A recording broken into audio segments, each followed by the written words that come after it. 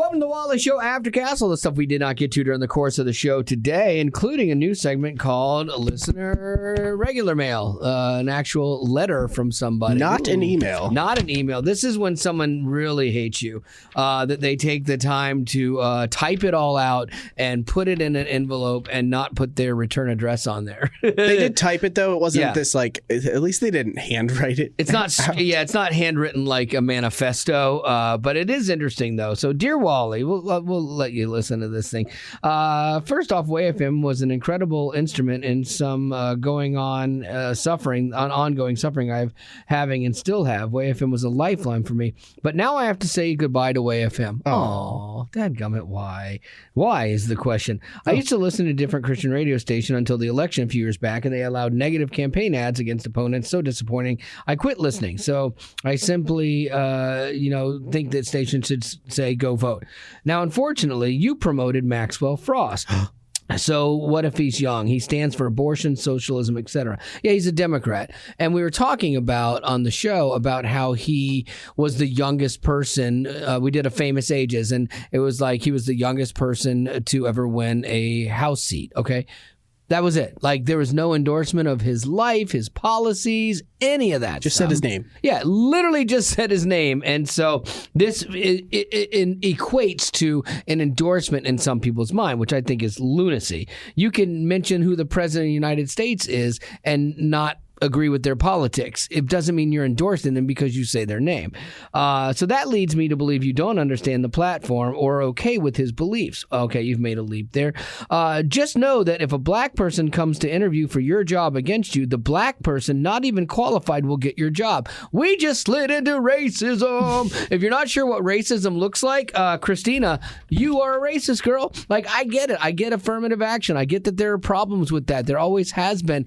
And I get the feelings of people saying, well, people who aren't qualified getting your jobs. But when you have just jumped from talking, because this gentleman, Frost, is a black man. And so when you jump from, I don't like his politics, to now you have just stepped face first into racism here, but there's no way she sees it. There's no way she sees it, like that. Do you see it? Are you calling it racism because she's stating that it's a fact? But it's not a fact. It's a racist fact. But she's stating it's a fact. Yes. Is that why you're saying it's racist? And that she jumped to this whole argument of she made something racial that's not racial. Like, it had nothing to do with that. And so the jump from talking about someone to then a black person coming for your job is fear-based racism. Like, that's where, and it comes from fear. So much of racism, regardless of where it's coming from, whose side. Guess what? Black people can be racist too. Like, everybody has an element of racism in them that has the potential to come out, whether you foster it or not. And so, she's just letting it go. There was a teacher that was let go because he recently said, he talked to his students and he said, I'm a racist. And they all freaked out. And he's like, well, hear me out. Deep down inside, I think my race is superior. But hear me out, because I think everybody thinks that at some point in time about their own race. Because we think about that about our sports teams. We think that about, our religions. We think that about a lot of things.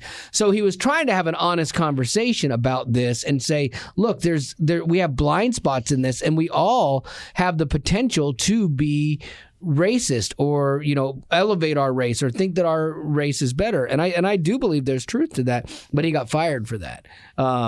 So anyway, but that was a conversation that did not go well for him. But anyway, she goes on. You've endorsed that white people are inferior to black. I don't know how I ever did that. You simply say, no, the platforms go vote. I'm heartbroken, and now I have to look for another Christian station. I pray that your eyes will be opened, and that there are those moments that no matter what the story is, someone will come and it will glorify God, blah, blah, blah, blah, blah. So anyway, we lost one. Dadgummit. Lost another one. I'm so good at this. I wish I was as good at getting listeners as I was at losing them. I've turned that into an art form. But anyway, so did nothing wrong, but I don't worry about stuff like this. Like, she sounded like she was. Well, she sounds like somebody. Was it a she? Yeah, right? yeah. She Christina sounds like somebody who does have a quick trigger Absolutely. for whatever topic is even remotely close to the thing that she probably posts a lot about on like Facebook and has arguments and discussions over. But like, I think it's fair that I do think it's like decently fair to not want people you don't like mentioned in certain situations, but she very much sounded like she blew that out of proportion. Well, how do you go from you're instrumental and you're a lifeline for me and then mentioning somebody politically? This is where politics is so divisive, and it doesn't have to be. It shouldn't be. And it's like, am I frustrated by things on the left? Absolutely. Am I going to hate somebody that I know and that's been in my life because they're different from me politically? Absolutely not. And so it's just weird that she went from life-saving to I'm gone. Like, that's a big, quick leap there. Based on stuff you didn't do. Yeah, based on something that wasn't wrong or was not even actually said. But you know what? I've gotten older in my career and my life, and I'm like, okay, well, good. Go. Like, good riddance to you. Go find something that's not going to make you upset. I don't think you'll find it. Like, these are the people that wake up every day and they want to be offended by something. Speaking of something that's going to offend people, tonight, Trump is supposed to announce that he is going to run for president again, seek a third term. That's what they're saying. I am dumbfounded by this, man. I'm not. Yeah, well, that's true. I'm not ready for it. Yeah. Oh, my goodness. Like, it's going to be super interesting, because look, I've never said I was a Trump fan. I'm a Republican, and I'm a fan of Republican politics. I like the conservative nature of things, and I like small government, But boy, howdy, he's so divisive even inside the party. I would have never thought, and somehow he has this hold on them, and I can't figure out how, other than he's not the president anymore. How do you have that much power while people still fear you? He must have information on people. Like, he threatened Ron DeSantis, if you run, I know things about you. I'm going to expose it. Like, that is how you're starting off a run for president. Man, that's sad, honestly. Mm-hmm. And then MAGA people are super passionate about him, and they'll probably be mad at me for even saying this. But, it's like, look, I don't know how he got elected the first time. Honestly, I was so surprised. To come back after all of that, he sidestepped all the January 6th stuff, and he's embattled and embroiled in lawsuits with the government and stuff, and he's still going to make a run for president. There are people who are like, yeah, and good on him. I mean, like, you can do it, but it's just it's shocking to me. Well, yeah, I went to my a friend of mine's neighborhood this last weekend, and I saw Trump 2024 flags actually in people's lawns. So it's like there are definitely people out there who have no shame. And like, again, if you do support somebody, I understand you're not going to have that shame, but they have no shame. I don't have a problem with a president that is aggressive and protective. Like, I don't have a problem with that. Like, I don't think that Putin would have attacked Ukraine under Trump's watch. I really don't. But I think that the presidency also has some decorum that should go with it, and some statesmanship that should go with it as well. I think there needs to be a balance between Trump and Biden. I think someone finding that middle ground would be super interesting. Pence has said that he is prayerfully considering running. So really, Trump said prayerfully? Pence said he is. Pence says he is prayerfully considering. So this will be really interesting. If the former president and former vice president are both seeking the nomination, that is we are in for some crazy times in the Republican primaries, man. Prime Trump trash talk. Oh, it's gonna be golden. And then whoever wins that will be taking on. They still think Biden is gonna run again. So buckle up, man. If you don't like politics, the next 2 years, Betty's already not happy. The next 2 years is not gonna be fun. Just let it go in one ear and out the other. Yeah, it's gonna be a long one. All right, Rock, what do you got? Well, this is going to start a discussion, which I've been doing a little bit of research on. So the meal delivery service HelloFresh, they've been accused of using coconut milk obtained from monkey labor in Thailand. If you're like me, you're like, what in the world is monkey labor? I don't even know what. Is that a thing? I feel like it's this job. Well, yeah. But it actually is a thing. So supposedly in Thailand, as well as other countries, I guess, monkeys are chained, whipped, and beaten and forced to spend long hours picking coconuts. So they are told to crawl up into these trees, get the coconuts, and drop them down on the ground so we as humans can take them and then... Isn't that what monkeys kind of do anyway? They climb trees? Yes, but they're not chained, whipped, beaten, and forced. Got it. Okay. Yes. It's not natural this way. It's not natural. So HelloFresh, they were accused of this, and everyone is saying you need to stop your membership with them until they have changed their ways.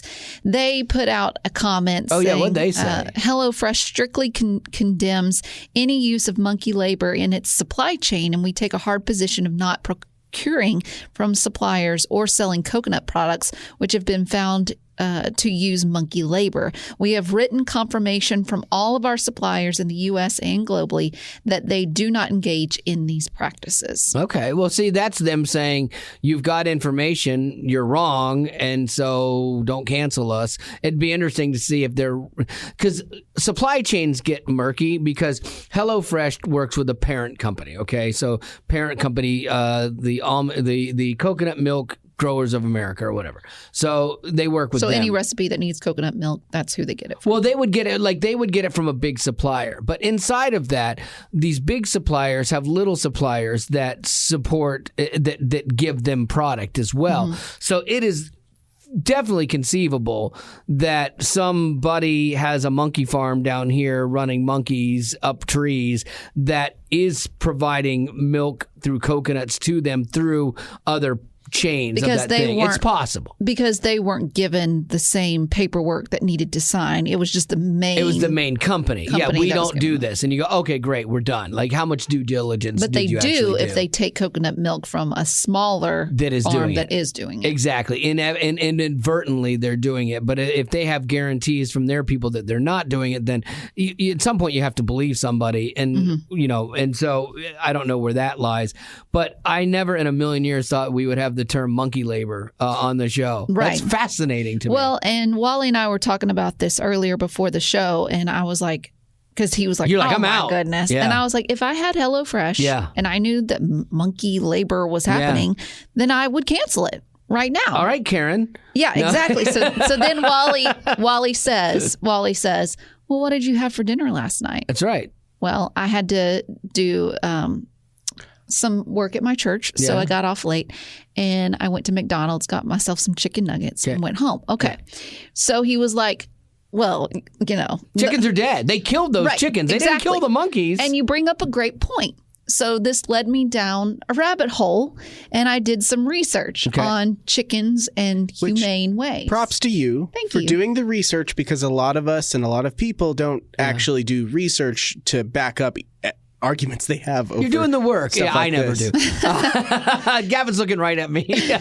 So the main concern for me was Chick-fil-A. Sure. Do they sustainably do what they do? So I did a little research on why is it considered inhumane on the way chickens are treated, because I don't know how they're treated. Right. Do you know how they're treated? I do. I've seen a couple documentaries on them, and they live in tiny little boxes. Yeah, basically, you see those trucks, and they're just crammed in there. They can't move their wings. Right. Also, they are made, there are laying eggs, and then there are laying hens, and then there's boiling hens. Right. And so the laying hens are for egg produce, while the boiling hens are for meat produce. Yeah, you want to be a laying hen if you are a hen. Not necessarily, because what I'm reading is that typically God made chickens to every year lay around 10 eggs a year. Now, human consumption, they're making them lay 300 eggs a year. That's a drastic difference. Yeah, it is. But it's all thanks to them forcing them into these small confinements, then not giving them food or water. So it creates their body to create more chickens before they are used then. Gavin's like, hey, you guys had Chick-fil-A today, didn't you? Yeah. Well, let me. Didn't you? And are you going to stop, Gavin? Let me finish. So those are the laying eggs. Eventually, they're going to give so many eggs that now they're going to be used for meat. Boiler egg, yeah. So some chickens are just automatically going to go for meat. Right. In that situation, these chickens are given antibiotics and hormones and things like that to make them bigger and to get more bang for your buck. Sure. Well, the problem is that those antibiotics that they put in these chickens when humans consume them, doctors are seeing more and more humans with sicknesses that they can't take antibiotics anymore. Like antibiotics aren't working anymore. There's new strains now, and now they're having to figure out a different antibiotic. I'll tell you, chicken in other countries that doesn't have all that is really good. It's thinner. It's definitely not as big. Like everything looks like a chicken wing. They're like all the meat is small. Yeah, they're little, and you don't. Boy, they're better tasting. Right, but here in America, when there's so much high demand, they want to. That's why when you go to the grocery store and you get like chicken legs or something, they're huge. Yeah. They're as big as your arm. Yeah, and that's scary to even consider. Anyway, so you got these chickens. When these chickens are used for meat, they put them on this like claw machine type thing. Okay. So their legs go into this claw machine and they're hung upside down and they're put in there so forcefully that sometimes the chicken's legs are broken before they even pass. Right. Then they're put into electric water. Yeah. So that's supposed to shock them. Yeah. Then they go through a machine that pretty much just cuts them and they bleed out. Right. So then they're then put into water, boiling water, so that the feathers can be pulled off. Right. And then they're just making the process. Now, they did say, they did a study on this, they have backup cutters. So, because sometimes if the chicken moves their head just right, the electric water will not kill them. Right. Okay. So they have to have a backup cutter because now this chicken is still alive and realizing what's going on. So the thing about this is, though, that's all great information. Like I'm not even done. Okay. Well, I love it all. But the thing is, and I've seen the stories, Meat Your Meat and all this other stuff, like how animals are killed for meat. The reality is, it really is the issue of either you are going to eat meat or you're not, because the end result is the animal has to be killed for you to eat it. So yes, you want it to be done as humanely as possible. Yes, but the reality is, if you're not going to change how you eat or consume, then like, what's the point? Are you saying like you either have to become vegan or vegetarian? Yeah. If you're so appalled by it, then you better never have another sandwich again. The companies that actually produce and give you the like crazy high quality meat from animals that they gave like wonderful lives to, like all that chicken, pork, beef, like all of that stuff is normally not incredibly well priced out for people who don't it's expensive. Make great money. So that's not a market that we can just jump right into based on like our income. Like a lot of people have to pay for meat that wasn't produced humanely. Yeah. So there are places out there that they speak up for animal cruelty. One of those being Certified Humane, Raised and Handled. Like these are organizations that they make sure that other like farms, they keep up with the right kind of humanity when it comes humane ways of treating these chickens. Because I, like you, Wally, was thinking it's either black or white. You're either going to be a meat person or you're going to not be a meat person. And honestly, I like chicken. I like chicken nuggets. I know you do. And I don't think I could be vegan. I know. But there is a solution. What is it? Supposedly. Okay? I'm sure you'll help me find something wrong with it. Just lick a chicken. No. Like, don't actually consume it. No. You just go and you lick it. So what I was talking about with this Certified Humane, Raised and Handled, what they do is they go to these different suppliers that supply chicken, and they have these different requirements that you have to raise your chickens through. So they need to be given whole, non-antibiotic, whatever feed. They also need to be given plenty of space to walk, run. Free range. Yeah. Now this might mean that it costs higher for this chicken, but it's because it takes more money to give them the nicer quality food and give them the space that they want. So all of these places, and there's a list that's put together at certifiedhumane.org, but they have a list of places that are meeting those qualifications. If they're meeting those qualifications, then I would think it is okay to eat meat that comes from them because they're being treated in a humane way. I think, okay, there's your gray area, or it doesn't have to be black or white. You can still have a conscience that says it's okay if you know that they're being treated humanely. Now, I did some research on McDonald's compared to Chick-fil-A. Okay. Because this is what I was worried about. Okay, so you were right when you called me out on McDonald's.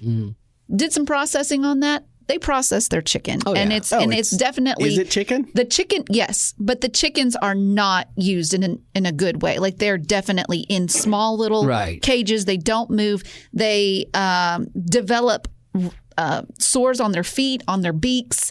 They live in their feces, all this stuff. That's the kind of chickens that McDonald's is getting. Then they grind it up and they form it into those chicken nuggets. Yeah. Okay. Now Chick-fil-A, on the other hand, I read up on what they said on their website.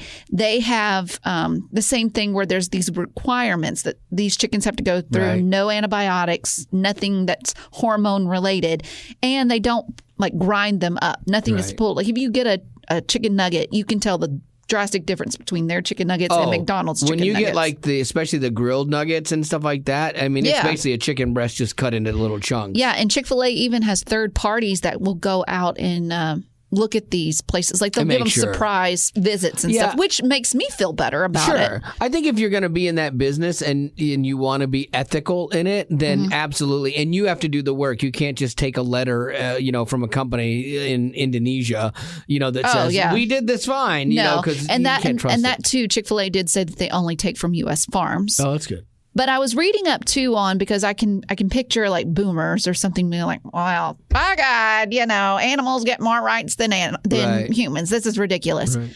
But I did a little bit of research on what the Bible says about animal cruelty. Wow. Okay. So in Proverbs 12:10, it says, whoever is righteous has regard for the life of his beast, but the mercy of the wicked is cruel.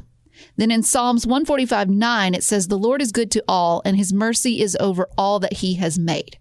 Now, he has made the animals. Yep. So, and he's given us charge over them. Right. I don't believe it is responsible of us to put them in situations where, and there's even scientific proof that these farms where they, like Tyson is a bad one. I used to live next to a Tyson plant. They say these plants are breeding grounds for those like COVID-19. They don't smell good, man. Yeah, like you don't want to live downwind of them nor downstream from them. Yeah. And to me, if they're a breeding ground for a pandemic where we have the swine flu, we have the bird flu, then that's a problem. Like I don't want to eat anything that's coming from that.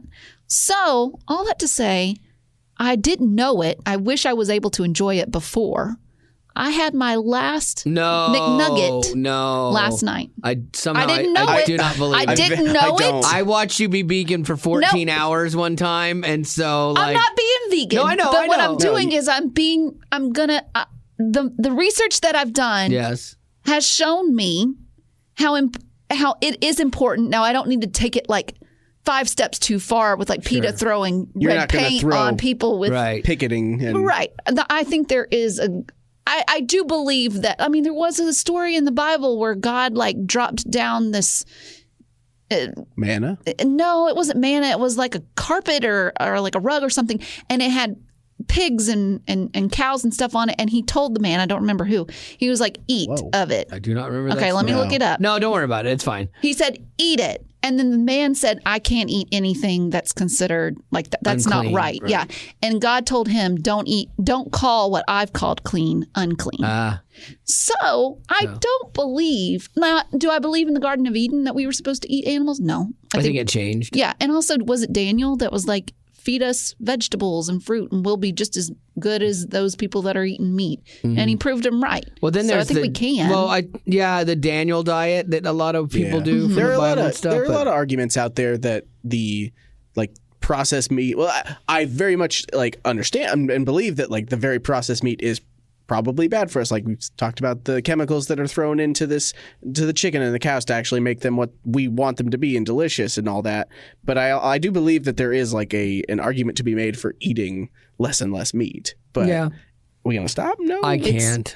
It's Peter's vision. No. It's in Acts 10. Got it. Did not know that. I think that with regards to this, I think it should be done as cleanly and mercifully as possible. But especially when you hear what they go through. But it is a resource. That's the thing. Like these aren't pets that you're raising for, like your animal friends. I mean, it is humans. A resource. Now, when you put all your money into I agree that we need to be responsible with the animals, but I don't think they need to take first place over humans. No, absolutely not. There are humans that need help more than animals, but that doesn't mean we need to just ignore the animal situation. No, I think you can have both. Now, Betty did a lot of great research on this. I did as well, really quickly, and mine is from Nate Bargatze. And when you go buy chicken now, they have two kinds of chicken you can buy. They have a free-range chicken, and then they have, a not free-range. They want you to eat the free-range chicken, which is a chicken that is allowed to roam free. Obviously, not now, all right?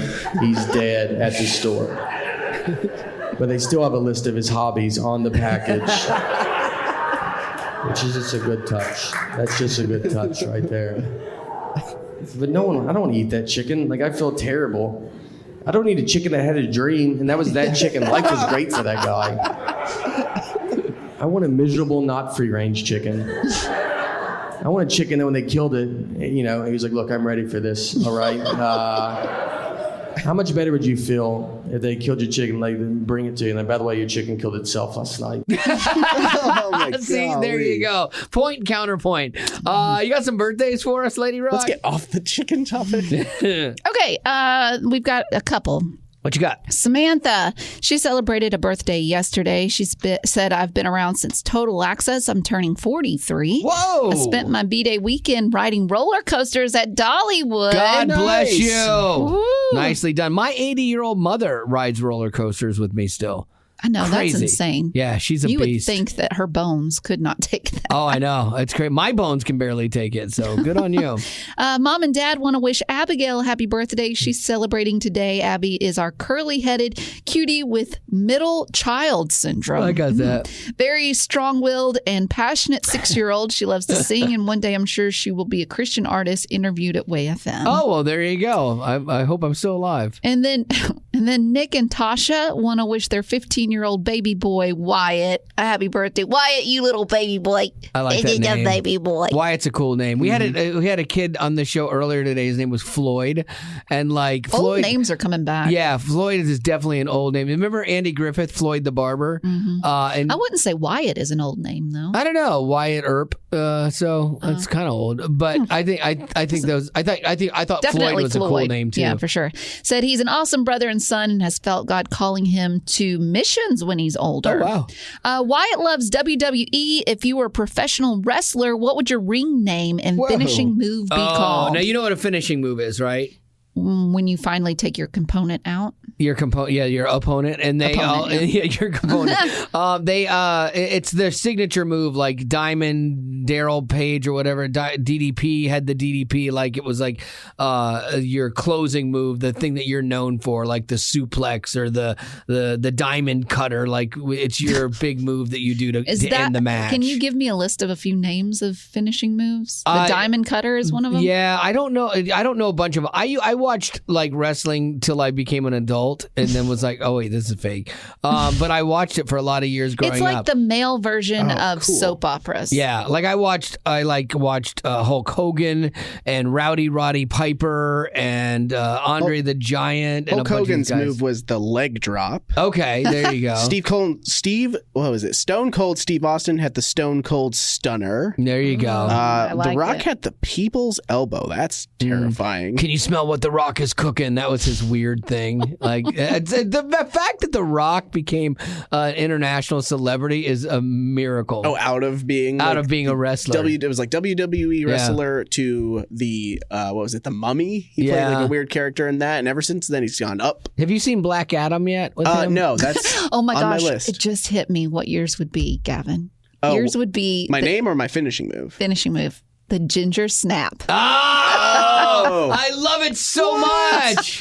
Oh, I thought it was going to be the bladder buster, but the ginger snap. Like the bladder buster. Ginger snap. Okay. I jump off with like a chair or something. Yeah, and you go, ginger snap. Bladder Bummer. buster. Oh, that's so funny. All right, that's going to do it for our Aftercast. And as always, thanks for being a potty. And don't eat McNuggets.